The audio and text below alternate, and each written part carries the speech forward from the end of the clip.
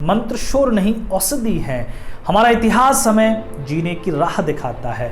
ऐसे अद्भुत संवाद हैं कार्तिकेय 2 फिल्म में। बहुत सारे भाइयों ने आकर पिछली लाल सिंह चड्ढा रिव्यू वाली वीडियो पर कमेंट किया था कि मैं इस फिल्म का भी रिव्यू करूं, तो मैं इस फिल्म को देख कर आया और मुझे लगा कि इस फिल्म के बारे में बात करनी चाहिए, इस फिल्म की अच्छाइयों के बारे में और इस फिल्म की कमियों के बारे में भी। तो इस वीडियो में हम इसी के बारे में चर्चा करेंगे। वीडियो एंड तक देखें, अच्छी लगे तो लाइक करें, चैनल को सब्सक्राइब जरूर करें। 13 अगस्त को कार्तिकेय 2 फिल्म रिलीज हुई, लेकिन सामने थी लाल सिंह चड्ढा रक्षाबंधन जैसी बिग बजट वाली फिल्म है। लाल सिंह चड्ढा को 3500 स्क्रीन मिली और वहीं पर कार्तिकेय 2 को मिली केवल 300 स्क्रीन, और नॉर्थ इंडिया अपने उत्तर भारत में तो स्क्रीन ढूंढने से नहीं मिल रही थी। लेकिन चमत्कार हुआ, बॉयकॉट की ऐसी लहर उठी, ऐसी सुनामी उठी कि जिसमें आमिर खान अक्षय कुमार दोनों बह गए और उनके साथ बह गई उनकी फिल्में। यहाँ थिएटर से लाल सिंह चड्ढा उतरने लगी, कार्तिकेय 2 उस पर चढ़ने लगी। फिल्म लोगों ने बहुत पसंद करी। उसका कारण था, क्या कारण था? फिल्म की शुरुआत होती है द्वारका के पतन से। द्वारका डूब गई समुद्र में। यहाँ पर भगवान कृष्ण आखिरी उपदेश देते हैं उद्धव को। उद्धव अंतिम समय तक रहे भगवान कृष्ण के साथ। भगवान अपना पैर से सोने का कड़ा लेकर उद्धव को देते हैं। उद्धव उस कड़े को ले जाते हैं और ऐसी जगह छिपा देते हैं कि पिछले 5000 सालों में कोई भी उस कड़े तक नहीं पहुंच पाया था। बस इसी पर यह फिल्म बेस्ड है। यहाँ जो हीरो है कार्तिकेय, वो इसी कड़े की खोज में निकलता है और इसी खोज में रोमांच है। तो ये लोगों को बड़ा पसंद आया। दूसरी चीज़ जो इस फिल्म में दिखाई, वो दिखाई लॉजिक के साथ धर्म। मतलब जो इसका हीरो है वो अंधविश्वास पर विश्वास नहीं करता, वो मतलब हर चीज़ को लॉजिक के साथ समझना चाहता है। लेकिन धीरे धीरे उसको रियलाइजेशन होता है, उसको अनुभव होता है कि उसका जो तर्क है, उसका जो लॉजिक है, वो सनातन धर्म के आगे बड़ा ही तुच्छ है। सनातन धर्म लॉजिक के बियॉन्ड है। हमारे जो ऋषि महर्षि थे, उनकी बड़ी अद्भुत साइंटिफिक अप्रोच थी जिसको हम समझ नहीं पाए, अब भी नहीं समझ रहे, और शायद भविष्य में कभी इसको समझ पाए तब हम बात कर सकते हैं। आज हमें वो कपोल कल्पनाएं लगती हैं, लेकिन हमसे समृद्ध सभ्यता कभी वो रह चुकी है। तो इस फिल्म में यही दिखाने की कोशिश की गई है। दूसरी चीज़ इस फिल्म की अच्छी है कि इसमें लव स्टोरी नहीं है। नहीं तो आप देखो, चाहे नॉर्थ इंडिया की फिल्म देख लो, चाहे साउथ इंडिया की कोई भी फिल्म देखो, सब में लव स्टोरी घुसेड़ देते हैं। मतलब अगर आपने हीरोइन को पैसे दिए, कोई एक्ट्रेस अगर आपकी फिल्म में है, तो डायरेक्टर क्या सोचता है? डायरेक्टर यही सोचता है कि अगर अब एक्ट्रेस आई गई है तो सरकार इसका क्या करें। एक लव स्टोरी तो बनती है, ऐसे तो करते हैं, लेकिन इसमें एक्ट्रेस है, बावजूद इसके कोई लव स्टोरी नहीं है। तो आपको आनंद आएगा इस फिल्म को देखने में। एक और जो खूबी इस फिल्म की है वो है इसका बैकग्राउंड म्यूजिक इसका बड़ा ही इनोवेटिव है। ऐसा बैकग्राउंड म्यूजिक किन्हीं फिल्मों में मिलता है, लेकिन आप अगर हॉल में देख रहे हो तो आपको आनंद ही आ जाएगा। बजाय अगर आप OTT पे देखोगे तो पता नहीं कैसा लगेगा, लेकिन हॉल में आपको बड़ा ही अच्छा लगेगा।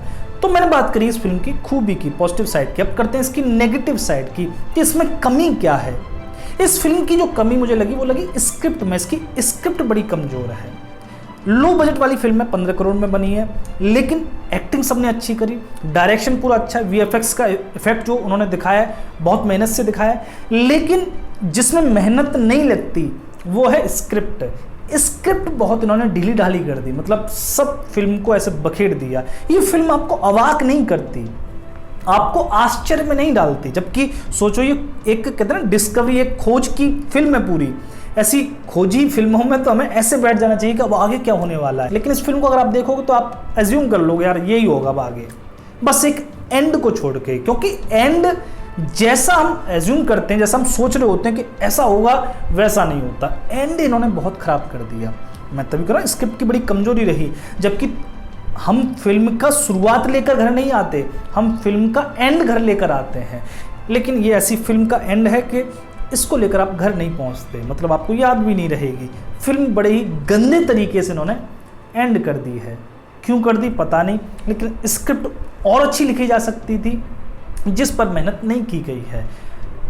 दूसरा जो नेगेटिव पॉइंट है इसमें वो है फैक्चुअल ना होना। ये फिल्म फैक्टफुल बनाई जा सकती थी, फैक्ट के साथ बनाई जा सकती थी, लेकिन फैक्ट नहीं दिखाए, फैक्ट पर बहुत कमजोरी रखी। मैं इस फिल्म को देखने गया था, मुझे लगा था कि इसमें द्वारका के बारे में कुछ चर्चा होगी, क्योंकि द्वारका से सारी चीज़ें रिलेट कर रही हैं। लेकिन शुरुआत में 10 सेकंड का मात्र एक दृश्य दिखाया, बस बात खत्म। फिर पूरी फिल्म में द्वारका की बात नहीं होती, जबकि द्वारका की बात की जानी चाहिए। 5000 साल का जो इतिहास है द्वारका का, उसकी बात की जानी चाहिए। द्वारका आज भी समुद्र के तल के नीचे है, मौजूद है।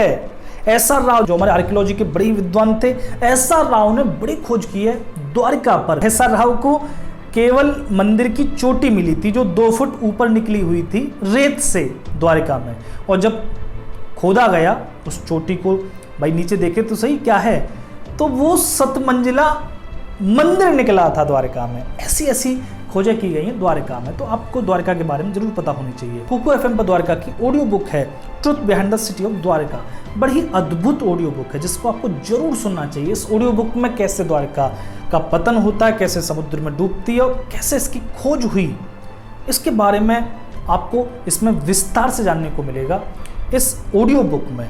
तो इस ऑडियो बुक को जरूर सुनें। और द्वारका की तरह ही विजयनगर जो हमारा साम्राज्य था, जो आज खंडर बन चुका है, हमें नहीं पता 300 साल का कैसा समृद्ध इतिहास था, उसकी भी यहाँ ऑडियो बुक है कुकू एफएम पर। कुकू एफएम इंडिया का best leading audio book platform है जहाँ पर आपको आपकी भाषा में हजारों ऑडियो बुक मिलती हैं और आपके इंटरेस्टेड टॉपिक्स पर, चाहे बायोग्राफी हो, हिस्ट्री हो, सेल्फ मोटिवेशन हो, सभी टॉपिक पर यहाँ आपको ऑडियो बुक सुनने को मिलती है। तो साल भर के लिए कुकू एफएम आप प्राप्त कर सकते हैं केवल 399 देकर, लेकिन अगर आप मेरा वाउचर कोड यूज करते हैं व्रत50 तो आपको 399 की जगह देने होंगे केवल 199, केवल 199 पूरे साल के लिए, और आपको यहाँ हजारों ऑडियो बुक सुनने को मिलेंगी। तो जल्दी करें, लिंक डिस्क्रिप्शन में जाकर साइन इन करें और कुकू एफएम पर इन सभी ऑडियो बुक्स को जरूर सुनें। एक और जो नेगेटिव पॉइंट इस फिल्म में है वो है कि ये आपको सेकुलर धर्म का ज्ञान देती है।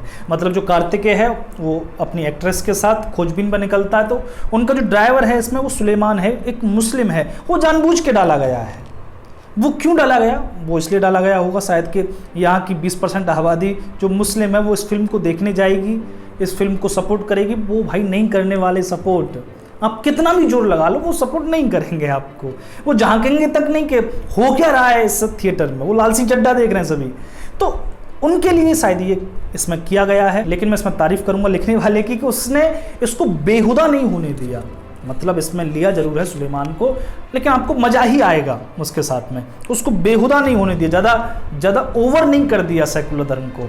हाँ, पर एक सीन था जो इस फिल्म के शुरुआत में ही है, वो कुछ ज़्यादा ओवर कर दिया। उसमें क्या होता है, एक मेयर होता है, उसका बेटा वेंटिलेटर पे होता है हॉस्पिटल के कमरे में, और वो मेयर यहाँ अपने बेटे के लिए हवन करवाता है किन्हीं पंडित जी से, और उसी हॉस्पिटल के कमरे में, मतलब मेयर बेवकूफ़ है, आज तक मैंने नहीं ऐसा कुछ सुना ना देखा कि हॉस्पिटल के कमरे में हवन चल रहा है। भैया वो वेंटिलेटर पर है, हवन होता है कहीं बाहर जाके कराते हैं, महामृत्युंजय के हवन कराते हैं, सभी तरह के हवन होते हैं, लेकिन बाहर होते हैं। तो लेकिन इस फिल्म को दिखाना था, बाहर नहीं दिखा सकते थे, तो इन्होंने हॉस्पिटल के कमरे में दिखा दिया। वहाँ पर ये भाई साहब आते हैं कार्तिकेय जी, और देखकर एकदम इनका खून खौल जाता है कि यहाँ पर वो वेंटिलेटर पर है और तुम यहाँ इस हवन से कार्बन डाइऑक्साइड और क्रिएट कर रहे हो। लेकिन बात यहीं तक नहीं रुकी, यहाँ पर कार्तिकेय उस मेयर के गाल पर रख देता है।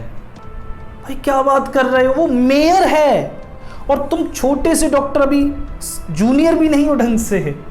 लेकिन उनको दिखाना था, उन्होंने दिखा दिया। ये थोड़ा सा बेहुदापन हो गया दिखाने में। यहाँ पर दिखा सकते थे कि वो हवन में पानी कर देता, तो एक दिखाने का एक तरीका होता, लेकिन ये मुझे थोड़ा सा यहाँ पर नहीं लगा अच्छा।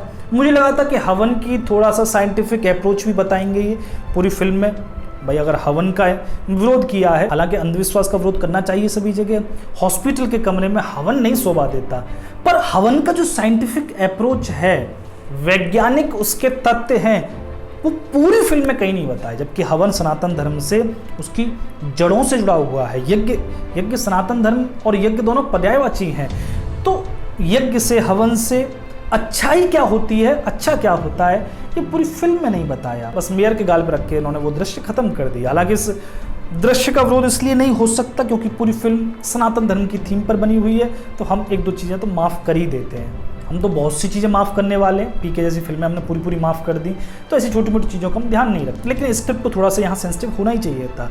तो यहाँ पर मैंने आपको अच्छाई भी बताई, इसकी बुराई भी बताई। तो एंड में बात आती है कि इस फिल्म को देखने जाएं या न जाएं। अगर आपके पास फ्री टाइम है, समय काटे नहीं कट रहा, मच्छर मार रहे हो तुम घर में बैठे हुए, तो जाओ, फिल्म को देखने में मज़ा आएगा। लेकिन फिल्म देखने के लिए अगर आप जाते हो तो फिल्म से आपको निराशा ही हाथ लगेगी। मैंने हर तरीके से इस फिल्म पर बात की, आगे भी जो भी धर्म और इतिहास पर फिल्म आएंगी उन पर हम बात करते रहेंगे। बहुत बहुत धन्यवाद यहाँ तक इस वीडियो को सुनने के लिए। जय श्री राम, हर हर महादेव।